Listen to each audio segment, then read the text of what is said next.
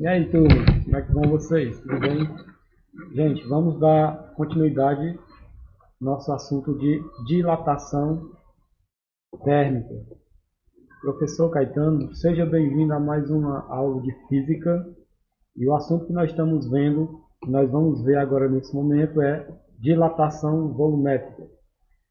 Escola MBM, foco na aprendizagem. Professor Caetano, não se esqueça de dar um like nessa videoaula, se inscrever no canal para divulgar o nome da nossa escola, certo? Vamos adiante aqui. Galera, dilatação volumétrica é um assunto muito simples porque nós já vimos a dilatação linear e a dilatação superficial. Então, a dilatação volumétrica, a gente vai dar uma introdução básica aqui. A dilatação volumétrica ela é bem simples porque ela segue o mesmo raciocínio da dilatação superficial e a dilatação linear, certo? Primeiramente, vamos imaginar aqui que seja um bloco, um cubo, né? Um cubo, como vocês sabem, ele tem todas as suas arestas, seus lados iguais, e esse cubo ele possui um volume. O volume ele é calculado multiplicando a altura vezes o comprimento vezes a largura. Nessa videoaula de hoje a gente vai se estender mais o assunto de dilatação dos líquidos. Por enquanto a gente não vai ver ainda dilatação dos sólidos. Por enquanto nós vamos ver só dilatação dos líquidos, certo? Então, vamos supor que esse cubo ele seja aquecido a uma certa temperatura, ele tem um volume inicial, ele é aquecido, certo? Então ele aumenta de tamanho, ele se dilata, certo? Essa dilatação do cubo, ele se dilata nas três dimensões, tanto no comprimento, como na largura, como na altura. Diferentemente da dilatação superficial, que a gente só considera a dilatação superficial só considera o comprimento, e a dilatação superficial só se considera a área. Nesse caso aqui nós vamos considerar as três dimensões, então a gente chama isso de volume. Ele tinha um volume inicial e passa a adquirir um volume final. Ele tinha uma temperatura inicial e passa a adquirir uma temperatura final. Okay? Essa temperatura a gente vai simbolizar pela letra θ, é uma letra grega, certo? Representada por esse símbolo aqui, e volume por V e temperatura final e temperatura inicial. Beleza. Vamos passar para diante aqui. Galera, é o seguinte, para a gente calcular essa variação de volume, a gente usa essa fórmula, certo? É uma fórmulazinha simples porque segue o mesmo raciocínio das outras dilatações, da superficial e linear. No caso da variação do volume, a gente representa sempre por um delta a variação e o V de volume, como a gente já viu aqui. O volume inicial, o volume que tinha antes de subir a temperatura, né? Antes de se aumentar a temperatura, o volume inicial sempre é dado na questão, e o coeficiente vezes o coeficiente de dilatação, no caso aqui, o coeficiente de dilatação volumétrica, certo? Então, a variação de volume é igual ao volume inicial vezes o coeficiente de dilatação volumétrico vezes a variação da temperatura, que é dada aqui por Δθ, né? O delta também é uma letra grega, como vocês sabem, e simboliza aí como se fosse equivalente ou correspondente ao D no nosso alfabeto, certo? Δθ. Então, ó, variação de volume é igual ao volume inicial vezes o gama, essa letrazinha grega gama, que é o coeficiente de dilatação volumétrica. Você vê uma letra diferente, também é uma letra que vem do grego, letra gama, vezes variação do θ, certo? Essa é a fórmula para se calcular. Professor, o que seria então o coeficiente de dilatação volumétrica desse material? O coeficiente de dilatação volumétrica segue o mesmo raciocínio do coeficiente de dilatação linear e do coeficiente de dilatação superficial, certo? É o coeficiente de cada material. Cada material se comporta de uma forma peculiar na natureza. Então, o aço se dilata a uma certa temperatura, de uma certa forma, a cada grau Celsius, o ferro e assim por diante, certo? No caso do coeficiente de dilatação volumétrica, ele é igual a 3 vezes o coeficiente de dilatação linear. Esse alfa é o coeficiente de dilatação linear, que a gente já viu. Eu vou deixar aqui na descrição o link das outras aulas, caso você queira ver. Se você não está conseguindo lembrar o que é coeficiente de dilatação linear, você vai ver na primeira videoaula, que eu começo o assunto de dilatação, e lá eu explico. Então, a dilatação linear ocorre em materiais cujas as medidas de largura e altura são desprezadas. Você só considera o comprimento. Então, a dilatação linear, ela, como o nome já diz, ela ocorre linearmente. O material só vai se dilatar de forma linear. Já na dilatação superficial, o material se dilata toda a sua superfície, então o que se dilata é a área. No caso que nós estamos vendo aqui, a dilatação volumétrica, como vocês sabem, se dilata em 3 sentidos, certo? Então, o coeficiente de dilatação volumétrico, ele equivale a 3 vezes o coeficiente de dilatação linear. Geralmente, nas questões, o valor do coeficiente de dilatação volumétrica ele já é dado, já é fornecido esse valor.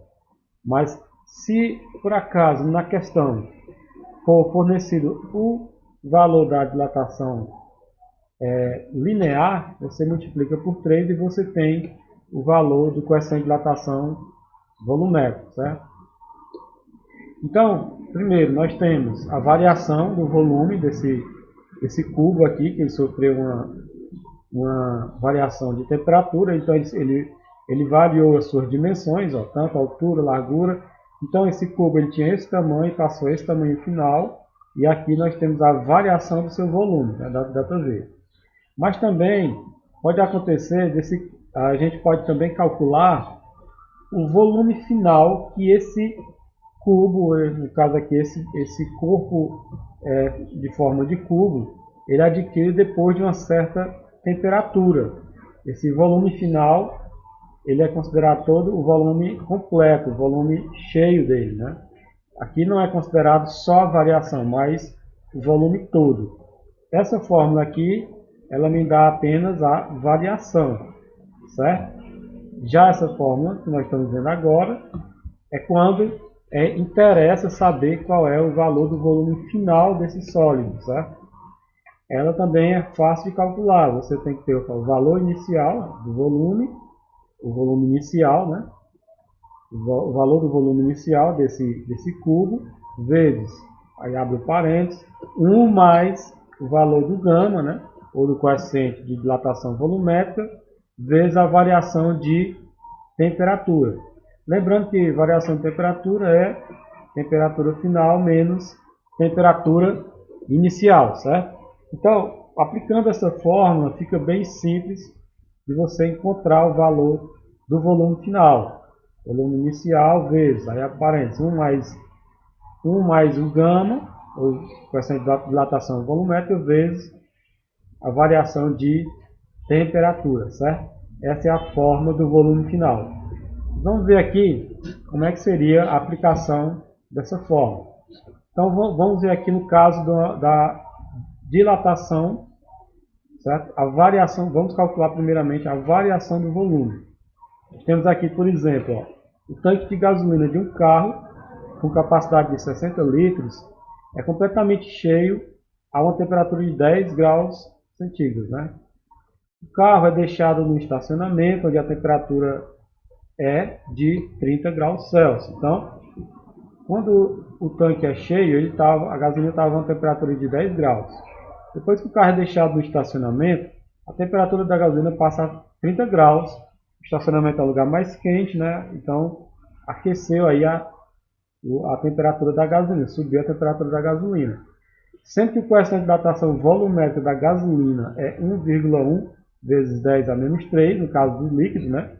A gasolina é um líquido, nós vamos estudar mais afinco os líquidos nessa videoaula. Então, no caso, a gasolina é 1,1 vezes 10 a menos 3 graus Celsius a menos 1. O que significa essa coeficiente de dilatação volumétrica de 1,1? Significa que o volume dele sobe 1,1 milímetros, né, a cada grau Celsius. Vamos supor que seja milímetros ou litros, no caso aqui, litros a cada, no caso aqui, mililitros, né, melhor dizendo, a cada grau Celsius, a cada 1 grau Celsius que a temperatura dele elevar, certo?